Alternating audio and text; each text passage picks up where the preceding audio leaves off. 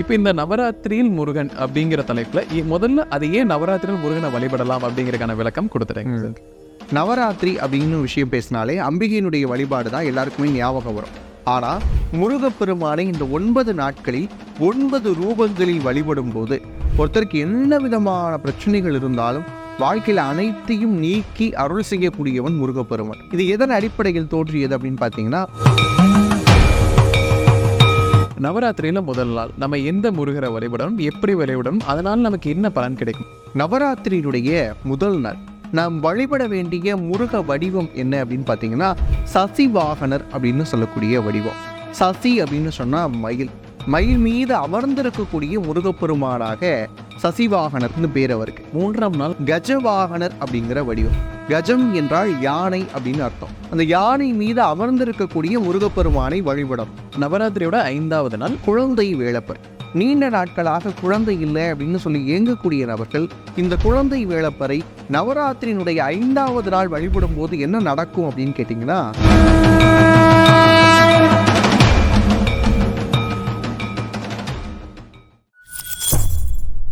பக்தி பிளஸ் நேரம் இருக்கும் வணக்கம். இன்று நம்மோட இணைந்த ஆன்மீக பேச்சாளர் பாலு அனந்த் அவர்கள். வணக்கம் சார். வணக்கம்ங்க சார். அப்போ நவராத்திரியில் முருகன் அப்படிங்கிற ஒரு தலைப்பை பேச போகிறோம். ரொம்ப புதுமையான ஒரு தலைப்பாக இருக்கும். ஏன்னா நவராத்திரி அப்படின்னாலே எல்லாருக்குமே அம்மன் கொலு வைக்கிறது இந்த மாதிரி விஷயங்கள்லாம் தெரியும். பட் நம்ம முருகனை அந்த இடத்துல இணைச்சு பேச போகிறோங்க சார். இப்போ இந்த நவராத்திரியில் முருகன் அப்படிங்கிற தலைப்பில் முதல்ல அது ஏன் நவராத்திரியில் முருகனை வழிபடலாம் அப்படிங்கிறதுக்கான விளக்கம் கொடுத்துட்டேங்க சார். நவராத்திரி அப்படின்னு விஷயம் பேசினாலே அம்பிகையினுடைய வழிபாடு தான் எல்லாருக்குமே ஞாபகம் வரும். ஆனால் முருகப்பெருமானை இந்த 9 நாட்களில் 9 ரூபங்களில் வழிபடும் போது ஒருத்தருக்கு என்ன விதமான பிரச்சனைகள் இருந்தாலும் வாழ்க்கையில் அனைத்தையும் நீக்கி அருள் செய்யக்கூடியவன் முருகப்பெருமான். அந்த மாதிரி 9 நாட்கள் 9 கோணங்களாக நம்ம பார்க்க போகிறோம். இது எதன் அடிப்படையில் தோன்றியது அப்படின்னு பார்த்தீங்கன்னா, முருகனுக்கு பல்வேறு வடிவங்கள் உண்டு. கிட்டத்தட்ட 16 வடிவங்களை அதில் முதன்மைப்படுத்துவாங்க. குமார சம்பவம் மாதிரியான காளிதாசருடைய நூல்கள் இது மாதிரியான விஷயத்த சொல்லுது. அதே மாதிரி வடக்கில் இருக்கக்கூடிய நிறைய மரபுகளில் முருகனை மட்டுமே மையமிட்டு இருக்கக்கூடிய சில நூல்களில் பார்த்தீங்கன்னா நிறைய வடிவங்களை சொல்கிறாங்க. நம்ம கோயில்களில் இந்த வடிவங்களெல்லாம் பார்த்துருப்போம், ஆனால் அதனுடைய அர்த்தங்கள் நமக்கு தெரிஞ்சிருக்காது. அந்த வடிவங்களை இந்த 9 நாட்களில் நாம் வழிபடும் போது சகல விதமான நன்மைகள் கிடைக்கும் அப்படின்றது அனைவருடைய நம்பிக்கையாக இருக்குது. அதை தான் நம்ம இன்னைக்கு பார்க்க போகிறோம். நவராத்திரியில முதல் நாள் நம்ம எந்த முருகரை வழிபடணும், எப்படி வழிபடணும், அதனால நமக்கு என்ன பலன் கிடைக்கும் அப்படிங்கிறது விளக்கமாக கொடுங்க சார். நவராத்திரியினுடைய முதல் நாள் நாம் வழிபட வேண்டிய முருக வடிவம் என்ன அப்படின்னு பார்த்தீங்கன்னா, சசிவாகனர் அப்படின்னு சொல்லக்கூடிய வடிவம். சசி அப்படின்னு சொன்னால் மயில். மயில் மீது அமர்ந்திருக்கக்கூடிய முருகப்பெருமானாக சசிவாகனர்னு பேர் அவருக்கு. அவரை தான் நவராத்திரியினுடைய முதல் நாள் நம்ம வழிபடணும். இப்போ நவராத்திரியினுடைய முதல் நாளில் எல்லா விதமான ரூபங்கள் இருந்தாலும் அன்னைக்கு முருகனை சசிவாகனராக மயில் மீது அமர்ந்த கோலத்தில் வழிபடும் போது என்ன கிடைக்கும் அப்படின்னு கேட்டால், யாரெல்லாம் புகழுடைய உச்சிக்கு செல்லணும்னு நினைக்கிறாங்களோ அவங்கெல்லாம் வழிபட வேண்டிய முருகனுடைய வடிவம் சசிவாகனர் அப்படின்னு சொல்லக்கூடிய வடிவம். ஏன்னா பொதுவாகவே மயில் அப்படின்னு சொல்லக்கூடிய பறவை இருக்கு இல்லையா, அந்த பறவையை ஆங்கிலத்தில் அட்டென்ஷன் சீக்கிங் பேர்ட் அப்படின்னு சொல்லுவாங்க. எல்லாருடைய கவனத்தையும் தன்னோடு ஈர்க்கக்கூடிய ஒரு வடிவம் தான் அந்த மயில். அப்போ அந்த மயில் மீது அமர்ந்திருக்கக்கூடிய முருகப்பெருமானை வழிபடும் போது புகழுடைய உச்சி, மற்றவருடைய கவன ஈர்ப்பு அப்படிங்கிறது எல்லாருக்கும் எளிமையாக அமையும். அதனால் நவராத்திரியுடைய முதல் நாள் நாம் வழிபட வேண்டிய முருக வடிவம் சசிவாகனர் வடிவம். நவராத்திரியோட 2ஆம் நாள் நம்ம எந்த முருகரை வழிபடணும், அதனால நமக்கு என்ன பலன் கிடைக்கும் சார்? நவராத்திரியினுடைய 2ஆவது நாள் நாம் வழிபட வேண்டிய முருகனுடைய வடிவம் அப்படின்னு பார்த்தீங்கன்னா கார்த்திகேயர் வடிவம். இவர் எங்கே பார்க்கலாம் அப்படின்னு கேட்டிங்கன்னா, கும்பகோணத்துக்கு அருகே இருக்கக்கூடிய கும்பேஸ்வரர் ஆலயத்திலும் சரி, ஐராவதீஸ்வரர் ஆலயத்திலும் சரி இந்த கார்த்திகேயர் அப்படிங்கிற வடிவத்தை நம்மளால் பார்க்க முடியும். ரொம்ப அழகாக நின்ற நிலையில் இருக்கக்கூடிய வடிவம் தான் இந்த கார்த்திகேயர் அப்படிங்கிற வடிவம். கார்த்திகை நட்சத்திரத்தினுடைய தேவராகவும் நம்ம இந்த வடிவத்தை தான் பார்க்குறோம். இப்போ இந்த கார்த்திகை ஒவ்வொரு மாதமும் வரக்கூடிய கார்த்திகை நட்சத்திரத்திலன்றும் நம்ம இவரை வழிபடலாம். ஆனால் நவராத்திரியினுடைய 2ஆவது நாள் கார்த்திகை வடிவத்தில் முருகனை வழிபடுதல் அப்படிங்கிறது இன்னும் சிறப்பான விஷயமா அமையுது.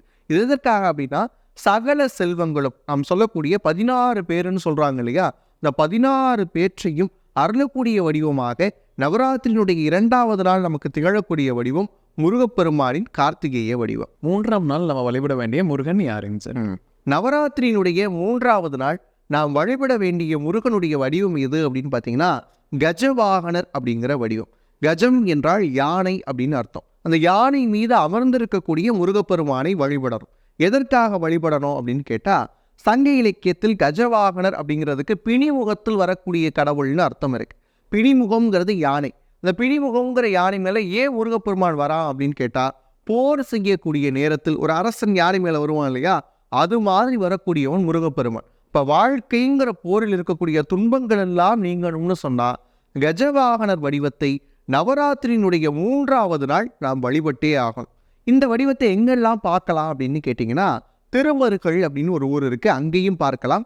நடராச பெருமான் இருக்கார் இல்லையா சிதம்பரத்தில், அவருடைய கிழக்கு ராஜகோபுரத்தில் முருகப்பெருமான் இருக்கிறார். எந்த வடிவத்தில் இருக்கிறார்னா கஜவாகனர் அப்படிங்கிற வடிவத்தில் இருக்கிறார். அது மட்டும் இல்லாமல் நான் பார்த்த ஒரு விஷயம், தஞ்சை ராஜராஜ சோழன் கட்டி இருக்கக்கூடிய பிரகதீஸ்வரர் ஆலயத்தில் கோபுரத்தில் கஜவாகனராக முருகப்பெருமான் இருக்கிறார். இந்த கஜவாகனர் குறித்து நிறைய திருப்புகழில் அருணகிரிநாதர் பாடியிருக்கிறார். அப்படிப்பட்ட வடிவத்தை நவராத்திரியினுடைய 3வது நாள் வழிபடும் போது சகல துன்பங்களிலிருந்தும் நீங்களாம் அப்படிங்கிறது பெரியவர்களுடைய நம்பிக்கையா இருக்கு. நவராத்திரியோட 4ஆம் நாள் நம்ம எந்த முருகரை வழிபடணும் சார்? நவராத்திரியினுடைய 4வது நாள் நாம் வழிபட வேண்டிய முருக வடிவம் யார் அப்படின்னு பார்த்தீங்கன்னா, வள்ளி கல்யாண சுந்தரர் அப்படின்னு. இவர் ஒரே ஒரு இடத்துல தான் இருக்கிறார். திருப்போரூர் அப்படிங்கிற ஒரு ஊர் இருக்குது. அந்த ஊரில் இருக்கக்கூடிய முருகன் கோயிலில், அதுவும் தூணில் ஒரு ஓரத்தில் இருப்பார்.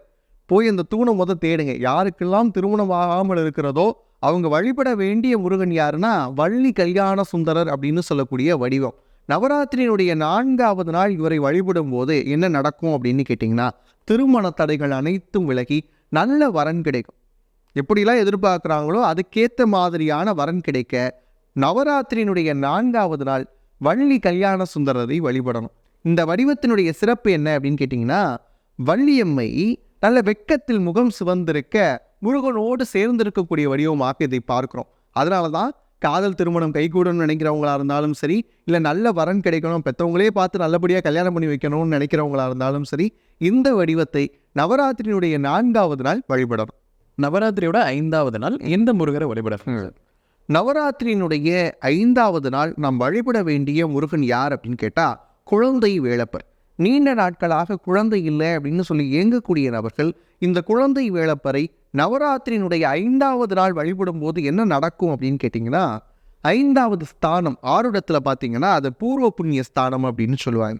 நம்ம முன்னோர்கள் செய்திருக்கிறது, நாம் செய்திருக்கக்கூடிய புண்ணியத்தை எல்லாம் குறிக்கக்கூடிய இடம் 5வது இடம். அது பலவீனப்படும் போது தான் குழந்தை பேரு அப்படிங்கிற ஒரு விஷயம் தடையும் தாமதமும் ஆகிக்கிட்டே இருக்கும். அந்த 5வது நாளில் நாம் குழந்தை வேலப்பரை வணங்கும் போது பூர்வ புண்ணியம் பலப்படும். அதே நேரத்தில் குழந்தை பேரு அப்படிங்கிற விஷயமும் அமையும். அதனால தான் நவராத்திரியினுடைய 5வது நாள் குழந்தை வேலப்பரை வழிபடணும். சின்ன பாலகனாக இருப்பார், நம்ம அவிலாஷியில் வழிபடலாம். அது மாதிரி படிப்பாயாசம் கொடுக்கக்கூடிய கோயில்களிலும் நாம் இவரை வழிபடலாம்.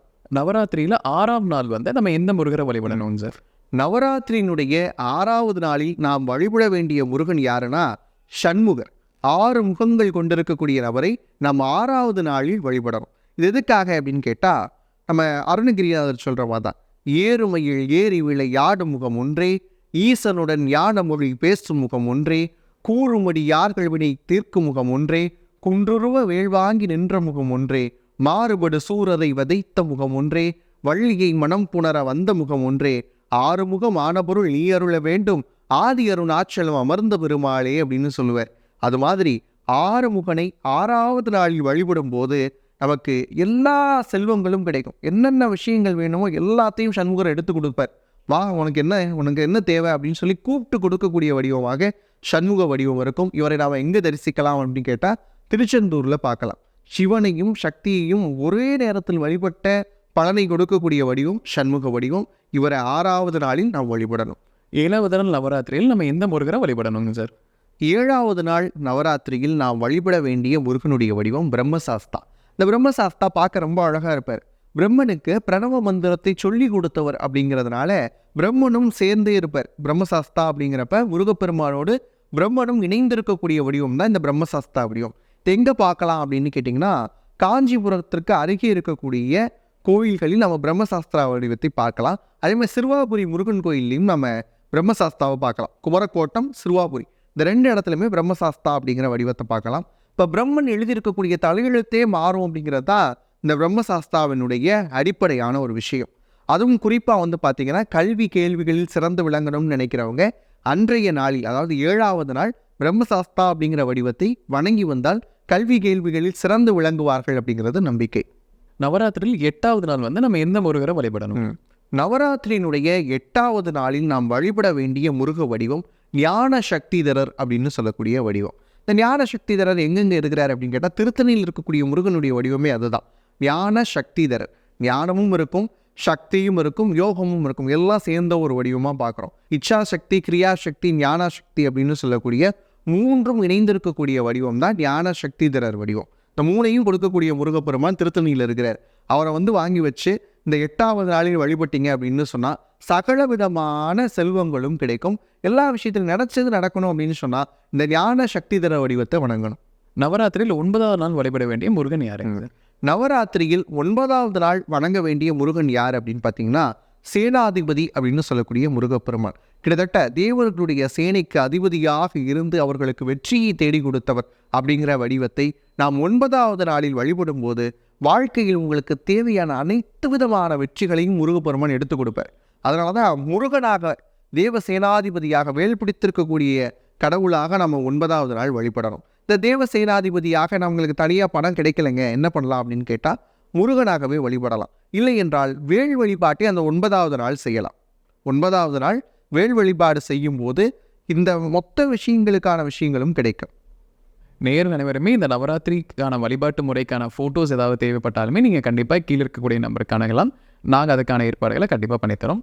இப்போ நம்ம நவராத்திரியிலும் முருகரை எப்படி வழிபடணும் அப்படிங்கிறத விலாவாரியாக பார்த்தோம் சார். கண்டிப்பாக நம்ம நேயர்களுக்கு ஒரு பயனுள்ள கருத்துக்கள் அமைந்திருக்கும். மீண்டும் ஒரு சந்திக்கலாம். ரொம்ப நன்றி. நன்றி.